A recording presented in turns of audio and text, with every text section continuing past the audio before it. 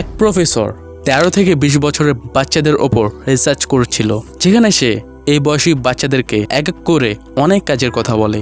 এরপর তিনি তাদেরকে ফোন চালাতে বলে। যখন সব বাচ্চারা ফোন চালাতে ব্যস্ত হয়ে যায়, সেই সময় প্রফেসর তাদেরকে কিছু না কিছু কাজ করতে বলে। যখন প্রফেসর এভাবে 10-12 বার করে, তখন সব বাচ্চারা বিরক্ত হয় এবং রাগ দেখানো শুরু করে।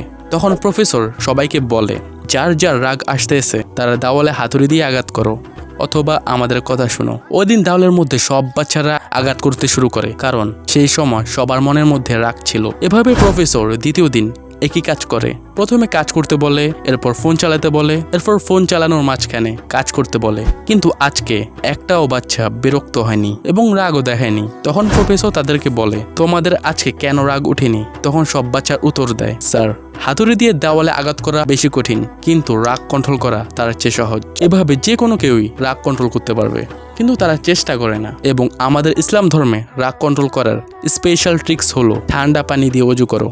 So change yourself and live according to Islam.